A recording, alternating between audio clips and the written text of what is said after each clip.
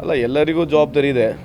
ಅದೇ ರೀತಿ ನಮಗೂ ಜವಾಬ್ದಾರಿ ಕೊಟ್ಟಿದ್ದಾರೆ. ನಾನು ಬಾಗಲಕೋಟೆಯಲ್ಲಿ ಮೊನ್ನೆ 3 ದಿನ ಇದ್ದು ಇವತ್ತು ಇಲ್ಲಿ ಬಂದಿದ್ದೇನೆ. ಸೊ ಇಲ್ಲಿ ನಮ್ಮ ಪಾರ್ಟಿ ಆಫೀಸ್ಗೆ ಹೋಗ್ಬಿಟ್ಟು ನಮ್ಮ ಏನು ವಾರ್ ರೂಮ್ ಇದೆ ಅಲ್ಲಿ ನಮಗೆ ಎಲ್ಲಿ ಹಂಚಿಕೆ ಮಾಡಿರ್ತಾರೆ ಅಲ್ಲಿ ಹೋಗಬೇಕು. ಪಕ್ಷದ ಪರವಾಗಿ ಕ್ಯಾಂಡಿಡೇಟ್ ಪರವಾಗಿ ಕ್ಯಾಂಪೇನ್ ಮಾಡಬೇಕು. ಏನು ವಿಶೇಷ ನಿನ್ನೆ ಒಂದು ಚಾರ್ಜ್ ಶೀಟ್ ಬಿಡುಗಡೆ ಮಾಡಿದ್ದಾರೆ ಬಿಜೆಪಿ ದಾವಣಗೆರೆಗೆ. ಏನಂತ? ಕಾಂಗ್ರೆಸ್ ಚಾರ್ಜ್ ಶೀಟ್ ಏನೇನು ಲೂಟಿ ಸರ್ಕಾರ, ಅದು ವಂಚನೆ ಸರ್ಕಾರ ಮತ್ತು ಅಲ್ಪಸಂಖ್ಯಾತರಿಗೆ ಟಿಕೆಟ್ ನೀಡದೆ ಒಂಥರ ಮೋಸ ಮಾಡಿದ್ದೆ ಸರ್ಕಾರ. ಅವ್ರಿಗೆ ಯಾಕೆ ಅಲ್ಪಸಂಖ್ಯಾತರ ಬಗ್ಗೆ ಅಷ್ಟಾಗಿ ಪ್ರೀತಿ ಇದೆ ಅಂತ? ಈಗ ಅವ್ರು ಪಾರ್ಲಿಮೆಂಟ್ ಮೆಂಬರ್ ಎಷ್ಟಿದಾರಂತೆ ಅಲ್ಪಸಂಖ್ಯಾತರು? ಪಾರ್ಲಿಮೆಂಟ್ಗೆ ಯಾರು ಇದ್ದಾರಾ ಅಲ್ಪಸಂಖ್ಯಾತರು ಭಾರತ ದೇಶದಲ್ಲಿ? ಅಲ್ಪಸಂಖ್ಯಾತರ ಬಗ್ಗೆ ಇವತ್ತೇನು ಮಾತನಾಡ್ತಿದ್ದಾರೆ, ಖುಷಿ ಇದೆ, ತೊಂದರೆ ಇಲ್ಲ. ಇವತ್ತನ ಮಾತಾಡೋಕ್ಕೆ ಪ್ರಾರಂಭ ಮಾಡಿದ್ದಾರೆ. ಅವ್ರು ಎಷ್ಟು ಜನಕ್ಕೆ ಪಾರ್ಲಿಮೆಂಟ್ ಟಿಕೆಟ್ ಕೊಟ್ಟಿದ್ದಾರಂತೆ? ಮತ್ತು ದಿನ ಬೆಳಗ್ಗೆ ಅದರ ಮುಸಲ್ಮಾನರ ವಿರುದ್ಧ ಮಾತನಾಡ್ತಾರಲ್ಲ, ಮತ್ತು ಇದಕ್ಕೆ ಮಾತನಾಡ್ತಾರಂತ. ಇವತ್ತು ಅಲ್ಪಸಂಖ್ಯಾತರ ಬಗ್ಗೆ ಪ್ರೀತಿ ಹಾಕಿದೆ. ಅವ್ರಿಗೆ ಕೇಳಿ ನೋಡಿ. ನಿನ್ನೆ ಬಾಗಲಕೋಟೆಯಲ್ಲಿ ಕೂಡ ಚುನಾವಣೆ ಬರೆದ ಪ್ರಚಾರ ನಡೀತಾ ಇದೆ. ಪ್ರತಾಪ್ ಸಿಂಹ ಮತ್ತು ವಿ ಸೋಮಣ್ಣ ಅವರು ವೇದಿಕೆ ಹಂಚ್ಕೊಂಡಿರ್ತಾರೆ. ವಿ ಸೋಮಣ್ಣ ನಗರ್ತಾ ಇರ್ತಾರೆ. ನಿಮ್ಮ CM ಬಗ್ಗೆನೇ ಒಂದು ಖಚಿತವಾಗಿ ಮಾತಾಡ್ತಾ ಇರ್ತಾರೆ ಪ್ರತಾಪ್ ಸಿಂಹ ಅವರು. ಏನಂತ? ಯುಗಾದಿ ಅಬ್ದುಲ್ಲನ ಮಠ ಅಂತಿಲ್ಲಿ, ಶಿವರಾತ್ರಿ ಮಠ ಅಂತಿಲ್ಲಿ, ಇನ್ನೊಂದು ಏನಾರ ಮಾಡ್ಕೊಳ್ಳಿ ಅನ್ನೋದು ಒಂದು ವಿಚಾರ. ಅಲ್ಲ, ಈಗ ಅದೇ ಇದೆ ಅಲ್ಲ, ಅವ್ರದ್ದು ಕೂಡ ಕೇಂದ್ರದಲ್ಲಿ ಎಪ್ಸ್ಟೀನ್ ಫೈಲ್ ಬಂದಾಗಲಿಂದ ಎಪ್ಸ್ಟೀನ್ ಫೈಲ್ದು ಖುಲಾಸ ಆಗಿದೆಯಲ್ಲ, ಈಗ ಅಲ್ಲಿ ಕೂಡ ಭಾಳ ಟೆಂಪ್ರವರಿ ಬೇಸಿಸ್ ಮೇಲೆ ಮೋದಿ ಸಾಹೇಬರು ನಡೀತಾ ಇದ್ದಾರೆ. ಇಡೀ ಪ್ರಪಂಚಕ್ಕೆ ಗುರುತಾಗಿದೆ ಎಪ್ಸ್ಟೀನ್ ಫೈಲ್ನಲ್ಲಿ ಯಾರು ಏನು ಮಾಡಿದ್ದಾರೆ ಅಂಥೇಳಿ. ಅದ್ರ ಬಗ್ಗೆ ನನಗೆ ಜಾಸ್ತಿ ಟೀಕೆ ಮಾಡೋಕ್ಕೆ ಹೋಗೋದಿಲ್ಲ. ಸಿದ್ದರಾಮಯ್ಯ ಸಾಹೇಬ್ರ ಬಗ್ಗೆ ಟೀಕೆ ಮಾಡ್ಬೇಕಂದ್ರೆ ಸ್ವಲ್ಪ ಏನೋ ಯೋಚನೆ ಮಾಡಬೇಕು. ಅವರು 17 ಬಾರಿ ಬಡ್ಜೆಟ್ ಕೊಟ್ಟಿರ್ತಕ್ಕಂಥ ಈ ದೇಶದಲ್ಲಿ ಯಾವುದೇ ಒಬ್ಬ ಉಪಮುಖ್ಯಮಂತ್ರಿ ಇದ್ದರೆ, ಮುಖ್ಯಮಂತ್ರಿ ಇದ್ದರೆ ಅದು ಸಿದ್ದರಾಮಯ್ಯ ಇದ್ದಾರೆ. ಈ ರೀತಿ ಮಾತಾಡಿ ಅವ್ರಿಗೆ ಏನು ಗಿಡ್ಸ್ಕೋಬೇಕು? ಸಿದ್ದರಾಮಯ್ಯ ಸಾಹೇಬ್ರನ್ನ ಟಾರ್ಗೆಟ್ ಮಾಡಿ ಮಾತನಾಡಲಿ. ಏನಿದೆ? What is there apart from speaking personally? ಏನೇನ ವಿಷಯ ಏನೇನಿದೆಯಾ? ಆಳವಾದಂಥ ವಿಷಯ ಇದ್ದರೆ ಅವ್ರು ಬೇಕಾದ್ರೆ ಮಾತನಾಡ್ಬೋದು. ಸುಮ್ಮನೆ ಏನೋ ವೈಯಕ್ತಿಕವಾಗಿ ಟೀಕೆ ಮಾಡೋಂಗಿದ್ರೆ ಮಾಡಲಿ. ನಾವು ಮೋದಿ ಸಾಹೇಬ್ರ ಬಗ್ಗೆ ಯಾವತ್ತು ವೈಯಕ್ತಿಕವಾಗಿ ಟೀಕೆ ಮಾಡೋದಲ್ಲ. ನಾವು ಆಧಾರ ಸಹಿತವಾಗಿ ಅಥವಾ ನಾವು ಸ್ಟ್ಯಾಟಿಕ್ಸ್ ಹಿಡ್ಕೊಂಡು ಪರ್ಫಾರ್ಮೆನ್ಸ್ ಬಗ್ಗೆ ಮಾತನಾಡ್ತೀವಿ. ಅವ್ರಿಗೇನೋ ಸುಮ್ಮನೆ ಒಂದು ಸ್ವಲ್ಪ ಪ್ರಚಾರ ಸಿಗುತ್ತೆ ಅಂಥೇಳಿ ಆ ರೀತಿ ಮಾತನಾಡ್ತಾರಂತ ನನ್ನ ಅಭಿಪ್ರಾಯ. ಬಾಗಲಕೋಟೆಯಲ್ಲಿ ಹೇಗಿದೆ ಸರ್ ವಾತಾವರಣ? ಅಲ್ಲ, ಚುನಾವಣೆ ಆದಮೇಲೆ ಸ್ಪರ್ಧೆ ಇದೆ. ನಮಗೆ ವಿಶ್ವಾಸ ಇದೆ. ನಾವು ಮಾಡಿರ್ತಕ್ಕಂಥ ಕಾರ್ಯಕ್ರಮ, ನಮ್ಮ ಸರ್ಕಾರ ಮಾಡಿರ್ತಕ್ಕಂಥ ಕಾರ್ಯಕ್ರಮಗಳು ಒಟ್ಟಾರೆ ನಮ್ಮ ಅಲ್ಲಿ ಕಾಂಗ್ರೆಸ್ ಪಕ್ಷಕ್ಕೆ ಖಂಡಿತವಾಗ್ಲೂ ಅನುಕೂಲ ಆಗ್ತಕ್ಕಂಥ ವಾತಾವರಣ ಇದೆ ಅಂತ ಈ ಸಂದರ್ಭಕ್ಕೆ ಕೇಳಲಿಕ್ಕೆ ಬಯಸ್ತೇನೆ. ಪ್ರಚಾರ ಮಾಡ್ತಾ ಇದ್ದೀವಿ ಇಲ್ಲಿ ಇನ್ನೂ 3-4 ದಿನ ಇಲ್ಲೇ ಇರ್ತೀವಿ. ಇಲ್ಲಿ ಪ್ರಚಾರ ಏನು ಮುಗಿಬೇಕು ಆ ಟೈಮ್ವರೆಗೆ ಇಲ್ಲಿದ್ದು ಪ್ರಚಾರ ಮಾಡಿ ಹೋಗ್ತೀವಿ. ಏನೆಲ್ಲ ಜವಾಬ್ದಾರಿ ಕೊಟ್ಟಿದ್ದಾರೆ ಸರ್ ನಿಮಗೆ? ಏನು ಎಲ್ಲರೂ ಕೈ ಮುಗಿದು ಓಟ್ ಕೇಳ್ಬೇಕು. ನಾವು ಗೌಡರು ಎಲ್ಲರೂ ಕೈ ಮುಗಿಬೇಕು, ಓಟ್ ಕೇಳೋ ಜವಾಬ್ದಾರಿನೇ. ಜವಾಬ್ದಾರಿ ಜನರ ಹತ್ರ ಇರೋದು, ನಮ್ಮ ಹತ್ರ ಏನಿಲ್ಲ. ಈಗ ಒಂದು ಏನಂತಂದರೆ, ಈ ದೇಶದಲ್ಲಿ ಏನು ಪ್ರಶ್ನೆ ಕೇಳ್ಬೇಕು ಅನ್ನೋದೇ ಒಂದು ದೊಡ್ಡ ಪ್ರಶ್ನೆ ಆಗ್ಬಿಟ್ಟಿದೆ. ಈ ದೇಶದಲ್ಲಿ ಏನು ಪ್ರಶ್ನೆ ಕೇಳ್ಬೇಕನ್ನೋದು ಒಂದು ದೊಡ್ಡ ಪ್ರಶ್ನೆ. ಯಾವುದೋ ಒಂದು ಪ್ರಶ್ನೆ ಕೇಳಿದ್ರೆ ಆ ಪ್ರಶ್ನೆಗೆ ಯಾವತ್ತೂ ಉತ್ತರ ಅವ್ರ ಕಡೆಯಿಂದ ಕೊಡೋದಿಲ್ಲ. 12 ವರ್ಷ ಅವರೇ ಅಧಿಕಾರದಲ್ಲಿ ನಮ್ಮನ್ನೇ ಬಂದು ಪ್ರಶ್ನೆ ಕೇಳ್ತಾರೆ.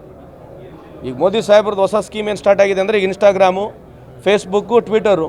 ಯಾವುದೇ ಒಬ್ಬ ಯುವಕ ಏನನ್ನ ಮೋದಿ ಸಾಹೇಬ್ರ ವಿರುದ್ಧ ಎಲ್ಲ ಒಂದು ಟ್ವೀಟ್ ಮಾಡಿದರೆ, ಒಂದು ವಿಡಿಯೋ ಅಪ್ಲೋಡ್ ಮಾಡಿದರೆ, ಇನ್ಕಮ್ ಟ್ಯಾಕ್ಸ್ ರೂಲ್ನ ಯೂಸ್ ಮಾಡಿಬಿಟ್ಟು ಡಿಲೀಟ್ ಮಾಡ್ತಿದ್ದಾರೆ. ಯಾಕೆ ಡಿಲೀಟ್ ಮಾಡ್ತಿದ್ದಾರೆ? ಅಷ್ಟು ಏನು 56 ಇಂಚು ಸೀನಾ, 56 ಇಂಚಿಗ ಸೀನಾ, ಭಾಳ ಧೈರ್ಯ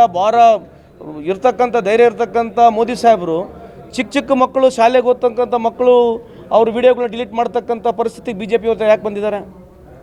ಯಾವ BJPಯವರು ಒಂದು ಸೈಡು ಹಿಂದೂಗಳ ಪರವಾಗಿ ಮಾತನಾಡ್ತಾರೆ, ಬಾಂಗ್ಲಾದೇಶದಲ್ಲಿ ಹಿಂದೂಗಳ ಮೇಲೆ ಹತ್ಯೆ ಆಗುತ್ತೆ. ಅಲ್ಲಿ ಅದೇ ಬಾಂಗ್ಲಾದೇಶಿಗೆ 5,000 ಟನ್ನಷ್ಟು ಡೀಸೆಲ್ 52 ರೂಪಾಯಿ ಕೊಡ್ತಾ ಇದ್ದಾರೆ. ಎಷ್ಟು? 5,000 ಮೆಟ್ರಿಕ್ ಟನ್ನಷ್ಟು ಡೀಸೆಲ್ಲು 52 ರೂಪಾಯಿ ಕೊಡ್ತಾ ಇದ್ದಾರೆ. ಇದು ಯಾರು ಕೇಳ್ಬೇಕು? ಅವ್ರಿಗೆ ಕೇಳ್ಬೇಕು ಯಾರು? ನಮ್ಮ BJP ನೀವು ಕೇಳಿ ದಯಮಾಡಿ. ಅಲ್ಲಿ ಹಿಂದೂಗಳ ಮೇಲೆ ಅತ್ಯಾಚಾರ ಆಗಿದೆ, ಹಿಂದೂಗಳಿಗೆ ಕೊಂದಿದ್ದಾರೆ ಬಾಂಗ್ಲಾದೇಶನವರು. ನೀವು ರಾತ್ರಿ ಹೋಗಿ ಸಪ್ಲೈ ಮಾಡ್ತೀರಿ. ಆಮೇಲೆ ನಿಮ್ಮ ಪ್ರೆಸಿಡೆಂಟು, ಸ್ಪೀಕರ್, ವಿಶೇಷವಾಗಿ ಸ್ಪೀಕರು ಯಾರು ಬಿರ್ಲಾ ಸಾಹೇಬರು ಅಲ್ಲಿ ಬಾಂಗ್ಲಾದೇಶಿಗೆ ಹೋಗಿ ವಿಸಿಟ್ ಕೊಡ್ತಾರೆ. ನೀವು ಇಲ್ಲಿ ಡೀಸೆಲ್ 52 ರೂಪಾಯಿ ಕೊಡ್ತಾ ಇದ್ದೀರಿ, ನಮ್ಮವರು ಗ್ಯಾಸ್ ಇಲ್ಲ, ಡೀಸೆಲ್ ಇಲ್ಲ ಅಂತ ಪರದಾಡ್ತಿದ್ದಾರೆ. ನೀವು 105 ರೂಪಾಯಿ 110 ರೂಪಾಯಿಗೆ ಇವತ್ತು ಡೀಸೆಲು ಗ್ಯಾಸ್ ಕೊಡ್ತಾ ಇದ್ದೀರಿ. ಗ್ಯಾಸ್ 500 ರೂಪಾಯಿ ಜಾಸ್ತಿ ಬೇರೆ ಮಾಡಿದಿರಿ. ಬಾಂಗ್ಲಾದೇಶಿ ಕಮ್ಮಿ ರೇಟ್ನಲ್ಲಿ ನೀವು ಯಾಕೆ ಕೊಡ್ತಾ ಇದ್ದೀರಿ? ಯಾರು ಉತ್ತರ ಕೊಡಬೇಕು ಇದಕ್ಕೆ? ಯಾರು ಕೊಡಬೇಕು? ದಿನ ಬೆಳಗ್ಗೆ ಇದ್ರೆ ಬಾಂಗ್ಲಾದೇಶ ಬಗ್ಗೆ ಮಾತನಾಡ್ತಾರೆ, ಪಾಕಿಸ್ತಾನ ಬಗ್ಗೆ ಮಾತನಾಡ್ತಾರೆ, ಆಫ್ಘಾನಿಸ್ತಾನ ಬಗ್ಗೆ ಮಾತನಾಡ್ತಾರೆ. ದಿನ ಬೆಳಗ್ಗೆ ಇದ್ರೆ ಪಾಕಿಸ್ತಾನಿಗೆ US ನವರು ಸಪೋರ್ಟ್ ಮಾಡ್ತಾರೆ. ಮೊನ್ನೆ ತಾನೇ US ನವರು ಒಂದು ಮ್ಯಾಪ್ ರಿಲೀಸ್ ಮಾಡಿದರು. ಏನು ಪಾಕಿಸ್ತಾನ ನಮ್ಮದೇನು ಆಕ್ಯುಪೈಡ್ ಕಾಶ್ಮೀರ ಇತ್ತು, ಅದು ನಮಗೆ ಕಾಶ್ಮೀರ ತೋರಿಸಿದ್ರು. ಅದು ಪಾಕಿಸ್ತಾನರು ಅಬ್ಜೆಕ್ಟ್ ಮಾಡಿದ ತಕ್ಷಣ ಅದು ಪುನಃ ಮತ್ತೆ ಪಾಕಿಸ್ತಾನ ಕಾಶ್ಮೀರ ಆಕ್ಯುಪೈಡ್ ಪಾಕಿಸ್ತಾನ ತೋರಿಸ್ತಾ ಇದ್ದಾರೆ. ಎಲ್ಲದಕ್ಕೂ ಇವಾಗಲ್ಲ, 1960ನೇ ಇಸ್ವಿಲಿಂದ ಯಾವುದೇ ಸಂದರ್ಭದಲ್ಲಿ ವಾರ್ಗಳು ಬಂದಾಗ ಯಾವಾಗಲೂ ಅವರಿಗೆ ಸಪೋರ್ಟ್ ಮಾಡ್ತಾರೆ. ಮೊನ್ನೆ ನಮ್ಮದು ಸಿಂಧೂರು ನಡೀತಲ್ಲ, ಸಿಂಧೂರು ನಡೀತಕ್ಕಂಥ IMF ಲೋಡಿಂಗ್ IMF ಫಂಡಿಂಗ್ನಲ್ಲಿ ಸುಮಾರು $1 ಬಿಲಿಯನ್ ಕೊಟ್ಟರು, 8,000 ಕೋಟಿ ಅವ್ರಿಗೆ ಕೊಟ್ಟರು. ಎಲ್ಲ ರೀತಿಯಾದಂಥ ಸಪೋರ್ಟು ಪಾಕಿಸ್ತಾನಿಗೆ ಅಮೇರಿಕ ಮಾಡುತ್ತೆ. ನಾವು ಅಮೇರಿಕ ಜೊತೆ ಇವತ್ತು $500 ಬಿಲಿಯನ್ ಬಿಸ್ನೆಸ್ ಮಾಡ್ತಾಯಿದ್ದೀವಿ. $500 ಬಿಲಿಯನ್ ಬಿಸ್ನೆಸ್ ಮಾಡಲಿಕ್ಕೆ ನಮ್ಮ ದೇಶದ ವ್ಯವಸ್ಥೆಯಲ್ಲಿ ಸಾಧ್ಯತೆ ಇದೆಯಾ? ಇದ್ರ ಬಗ್ಗೆ ಯಾರನ್ನ ಮಾತನಾಡ್ತಾರೆ, ನೀವು ದಯಮಾಡಿ ಪ್ರಶ್ನೆ ಕೇಳಿ. ಸರ್, $500 ಬಿಲಿಯನ್ ಡೀಲಿಂಗ್ ನೀವೇನು ಮಾಡಿದ್ರೆ ಅಮೇರಿಕ ಜೊತೆ, ಅದು ನಮ್ಮ ಕರ್ನಾಟಕ ರಾಜ್ಯದ ರೈತರಿಗೆ, ನಮ್ಮ ದೇಶಕ್ಕೇನು ಅನುಕೂಲ ಆಗ್ತಕ್ಕಂಥದ್ದು ಯಾರನ್ನ ಪ್ರಶ್ನೆ ಕೇಳಬೇಕಲ್ಲ.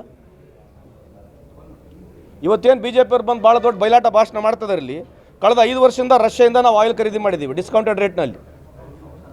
ಕಳೆದ 5 ವರ್ಷದಿಂದ ಡಿಸ್ಕೌಂಟೆಡ್ ರೇಟ್ನಲ್ಲಿ ಖರೀದಿ ಮಾಡಿದ್ದೀವಿ. ಅದ್ರಾಗ 60% ಖರೀದಿ ಮಾಡಿರ್ತಕ್ಕಂಥದ್ದು ಭಾರತ ಸರ್ಕಾರಕ್ಕಿಂತ ಜಾಸ್ತಿ ಪ್ರೈವೇಟ್ ಕಂಪ್ನೀಸ್ ಮಾಡಿದೆ. ನೈರಾ ಯಾರು?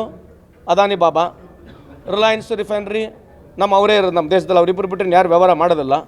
ಅವರಿಬ್ಬರು ಸುಮಾರು 60% ಶೇಕಡ ಡಿಸ್ಕೌಂಟೆಡ್ ಪ್ರೈಸ್ನಲ್ಲಿ ಆಯಿಲ್ ಖರೀದಿ ಮಾಡ್ತಾರೆ. ಅವ್ರದ್ದು ಆದಾಯ ಸುಮಾರು 1 ಲಕ್ಷಕ್ಕೂ ಹೆಚ್ಚು ಕೋಟಿ ಅವ್ರು ಪ್ರಾಫಿಟ್ ಮಾಡಿದ್ದಾರೆ. ಈಗ ತಿರ್ಗಾ ಮತ್ತೆ ಇಂಥ ಒಂದು ಸಂದರ್ಭದಲ್ಲಿ ಅವರಿಗೆ ಟ್ಯಾಕ್ಸು, ಡ್ಯೂಟಿ ಫ್ರೀ ಮತ್ತು ಅವರಿಗೆ ಎಕ್ಸಂಪ್ಷನ್ ಮಾಡಿಕೊಡ್ತಾ ಇದ್ದಾರೆ. ಇದ್ರ ಬಗ್ಗೆ ಯಾರು ಪ್ರಶ್ನೆ ಕೇಳಂಗಿಲ್ಲ. ನಾವು ಕೇಳಿ BJP ಅವರು ಇದ್ರ ಬಗ್ಗೆ ಮುದ್ದೆಟ್ಟಿಗಳು. ನೀವು ಕಳೆದ 5 ವರ್ಷದಿಂದ ರಷ್ಯನ್ ಆಯಿಲ್ ಖರೀದಿ ಮಾಡಿದ್ದೀರಿ. ಭಾರತ ಸರ್ಕಾರ 45% ಮಾಡಿದರೆ 65ರಿಂದ 60% ಏನು ಕ್ರೂಡ್ ಆಯಿಲು ರಿಲಯನ್ಸ್ ಕಂಪ್ನಿಯವರು ಐರಾ ಅವರು ಮಾಡಿದ್ದಾರೆ. ಇದ್ರ ಬಗ್ಗೆ ಯಾರು BJP ಅವ್ರು ಮಾತಾಡೋಂಗಿಲ್ಲ. ಇದು ನಮ್ಮ ರೊಕ್ಕ, ಇದು ನಮ್ಮ ರೊಕ್ಕ, ಅವ್ರ ರೊಕ್ಕ ಏನಲ್ಲ. ಇದೇನು ಅದಾನಿಯವರು ಅಂಬಾನಿ ರೊಕ್ಕ ಅಲ್ಲ. ಪುಕ್ಸೇಟೆ ಕಮ್ಮಿ ದರದಲ್ಲಿ ತೊಗೊಂಡ್ಬಿಟ್ಟು ಅವ್ರು ಪ್ರಾಫಿಟ್ ಮಾಡಿ ಇದ್ರ ಬೈಲಿ ಚಕಾರ ಅಂತ ಒಂದು ವಿಷಯನೂ ಕೂಡ ಇಲ್ಲಲ್ಲ. ಇದ್ರ ಬಗ್ಗೆ ದಯಮಾಡಿ BJP ಅವರು ಕೇಳಿ. ಯಾಕೆ ಸಿಕ್ಕಿರ್ತಕ್ಕಂಥ ಡಿಸ್ಕೌಂಟೆಡ್ ಪ್ರೈಸ್ನಲ್ಲಿ ಸಿಕ್ಕಿರ್ತಕ್ಕಂಥ ಆಯಿಲು ಬಡವ್ರಿಗೆ ಯಾಕೆ ನೀವು ಅನುಕೂಲ ಮಾಡಿಕೊಟ್ಟಿಲ್ಲ, ಬಡವ್ರಿಗೆ ಯಾಕೆ ಪಾಸ್ ಆನ್ ಮಾಡಿಲ್ಲ ಅಂತಕ್ಕಂಥದ್ದು. ಈಗ ಕೂಡ ಇಂಥ ಒಂದು ಕಠಿಣ ಸಂದರ್ಭದಲ್ಲಿ ಕೂಡ ಅವ್ರು ಇಂಪೋರ್ಟ್ ಮಾಡಿ ಮತ್ತು ಎಕ್ಸ್ಪೋರ್ಟೇ ಮಾಡ್ತಾ ಇದ್ದಾರೆ. ಅವ್ರು ರಿಫೈನರ್ನಲ್ಲಿ ಪ್ರೋಸೆಸ್ ಮಾಡಿಬಿಟ್ಟು ಭಾರತ ದೇಶಕ್ಕೆ ಕೊಡ್ತಾ ಇಲ್ಲ, ಅವ್ರು ತಿರ್ಗೋ ಎಕ್ಸ್ಪೋರ್ಟ್ ಮಾಡ್ತಾ ಇದ್ದಾರೆ. ಇವ್ರು ಬಂದು ಭಾರಿ ದೊಡ್ಡ ಭಾರತ್ ಮಾತಾ ಕಿ ಜಯ ಅಂತ ಭಾಷಣ ಮಾಡ್ಕೊಂಡು ತಿರುಗಾಡ್ತಾರೆ. BJP ಅವರಿಗೆ ನಾಚಿಕೆ ಮಾನ ಮರ್ಯಾದೆ ಏನೇನಿದ್ರೆ ಇದ್ರ ಬಗ್ಗೆ ಸ್ಪಷ್ಟೀಕರಣ ಕೊಡಬೇಕಂತ ತಮ್ಮ ಮುಖಾಂತರದಲ್ಲಿ ಮನವಿ ಮಾಡ್ಕೊಳ್ತೀವಿ. ಅದೇ ರೀ, ಕಡಿಮೆ ಯಾಕಾಯಿತು? ಇದೇ ಬೇಕು ಚೈನಾದಲ್ಲಿ 1 ವರ್ಷದಷ್ಟು ಸ್ಟಾಕ್ ಮಾಡೋ ಕೆಪಾಸಿಟಿ ಅವ್ರು ಡೆವಲಪ್ ಮಾಡ್ಕೊಂಡಿದ್ದಾರೆ. ಜಪಾನ್ ಸುಮಾರು 256 ದಿನ ಸ್ಟಾಕ್ ಮಾಡ್ತಕ್ಕಂಥ ಕೆಪಾಸಿಟಿ ಅವ್ರು ಡೆವಲಪ್ ಮಾಡ್ಕೊಂಡಿದ್ದಾರೆ. ನಮ್ಮದು ಕೇವಲ 10 ದಿನ ಇದೆ. 12 ವರ್ಷ ಭಾಷಣ ಮಾಡಿ ತಿರುಗಾಡಿ ವಿಶ್ವಗುರು ಅಂತ ಎಲ್ಲ ಕಡೆ ಹೇಳ್ಕೊಂಡು ಬಂದರು. ಮನಮೋಹನ್ ಸಿಂಗ್ ಅವ್ರು ಮಾಡಿರ್ತಕ್ಕಂಥದ್ದು 5.3 ಮಿಲಿಯನ್ ಮೆಟ್ರಿಕ್ ಟನ್ ನಷ್ಟು ಗ್ಯಾಸನ್ನ ಅಥವಾ ನಾವು ಕ್ರೂಡ್ ಆಯಿಲ್ನ ಸ್ಟೋರೇಜ್ ಮಾಡ್ತಕ್ಕಂಥ ಕೆಪಾಸಿಟಿ ಮಾಡಿರ್ತಕ್ಕಂಥದ್ದು ಡಾಕ್ಟರ್ ಮನಮೋಹನ್ ಸಿಂಗ್. ಯಾರು ಮಾಡಿದ್ದು? ಒಂದು ವಿಶಾಖಪಟ್ಟಣಂನಲ್ಲಿ, ಒಂದು ಮಂಗಳೂರಿನಲ್ಲಿ, ಒಂದು ಪಡೂರು ಅಂತೇಳಿ ಇರ್ತಕ್ಕಂಥ ಈ 3 ಜಾಗದಲ್ಲಿ ಸುಮಾರು 5.3 ಮಿಲಿಯನ್ ಮೆಟ್ರಿಕ್ ಟನ್ನಷ್ಟು ಸ್ಟಾಕ್ ಮಾಡ್ತಕ್ಕಂಥ ಕೆಪಾಸಿಟಿ ಪ್ರಾರಂಭ ಮಾಡಿರ್ತಕ್ಕಂಥದ್ದು, ಕಂಪ್ಲೀಟ್ ಮಾಡಿರ್ತಕ್ಕಂಥದ್ದು ಮನಮೋಹನ್ ಸಿಂಗ್ರವರು. ನಮಗೆ 2014ನೇ ಇಸ್ವಿವರೆಗೆ 190 ಮಿಲಿಯನ್ ಬ್ಯಾರಲ್ 190 ಮಿಲಿಯನ್ ಮೆಟ್ರಿಕ್ ಟನ್ನಷ್ಟು ನಾವು ಕ್ರೂಡ್ ಆಯಿಲ್ ಇಂಪೋರ್ಟ್ ಮಾಡ್ತಾ ಇದ್ವಿ. ಈಗ 300 ಮಿಲಿಯನ್ ಮೆಟ್ರಿಕ್ ಟನ್ನಷ್ಟು ಕ್ರೂಡ್ ಇಂಪೋರ್ಟ್ ಮಾಡ್ತಾ ಇದ್ದೀವಿ. ಆವಾಗ ನಮಗೆ ಸುಮಾರು 19 ಮಿಲಿಯನ್ ಮೆಟ್ರಿಕ್ ಟನ್ನಷ್ಟು ನಮಗೆ LPG ಬೇಕಾಗಿತ್ತು. ಇವತ್ತು 31 ಇದೆ. ನಾವು ಅವಾಗ ಡೊಮೆಸ್ಟಿಕಲಿ LPG ಸುಮಾರು 65% ಡೊಮೆಸ್ಟಿಕ್ ಪ್ರೊಡಕ್ಷನ್ ಮಾಡ್ತಾ ಇದ್ವಿ. ಈಗ 45% ಇದೆ. 65% ಇಂಪೋರ್ಟ್ ಮಾಡ್ತೀವಿ. 1 ಲೀಟ್ರು ಅಥವಾ 1 ಬ್ಯಾರಲ್ಲು ಎಕ್ಸ್ಟ್ರಾ ಸ್ಟೋರೇಜ್ ಕೆಪಾಸಿಟಿ ಮಾಡಲಿಕ್ಕೆ ಈ ದೇಶದ ಇವತ್ತು ವ್ಯವಸ್ಥೆ ಇದೆ. ಇದ್ರ ಬಗ್ಗೆ ಯಾರು ಚರ್ಚೆ ಮಾಡಬೇಕು? ಇಂಥ ಚರ್ಚೆಗಳು ಕೇಳಬೇಡ್ರಿ. ಇಂಥ ಯಾವುದೂ ಕೇಂದ್ರ ಸರ್ಕಾರದ ಚರ್ಚೆಗಳು ಆಗಬಾರ್ದು. ಇಂಟರ್ನ್ಯಾಷನಲ್ ಪಾಲಿಸಿ ಬಗ್ಗೆ ಏನೂ ಚರ್ಚೆ ಮಾಡಬಾರ್ದು. ಬರೀ ಹಿಂದೂಸ್ತಾನ, ಪಾಕಿಸ್ತಾನ, ಮುಸಲ್ಮಾನ, ಬಾಂಗ್ಲಾದೇಶ ಇಷ್ಟು ಬಿಟ್ಟರೆ ಇನ್ನೇನು ಅವ್ರ ಹತ್ರ ಏನು ಉಳಿದೇ ಇಲ್ಲ. ದಯಮಾಡಿ ಇದನ್ನು ಸಾಕು ಮಾಡೋಕ್ಕೆ ಹೇಳಿ. ಜನ ಅರ್ಥ ಮಾಡ್ಕೊಂಡಿದ್ದಾರೆ. ಯದಾ ಇದಾ ಈ ಧರ್ಮಸ್ಯ ಅಂತ ಹೇಳಿದ್ದಾರೆ. ಯಾವಾಗ ಪಾಪ ಜಾಸ್ತಿ ಆದರೆ ಕೃಷ್ಣ ರೂಪದಲ್ಲಿ ಬರ್ತಾರೆ. ಅದೇ ಜನ ಕೃಷ್ಣ ರೂಪದಲ್ಲಿ ಮುಂದೆ ಬರ್ತಕ್ಕಂಥ ದಿನಗಳಲ್ಲಿ ತಕ್ಕ ಪಾಠ ಕಲಿಸ್ತಾರಂತ ಈ ಸಂದರ್ಭಕ್ಕೆ ಹೇಳಲಿಕ್ಕೆ ಬಯಸ್ತೀನಿ.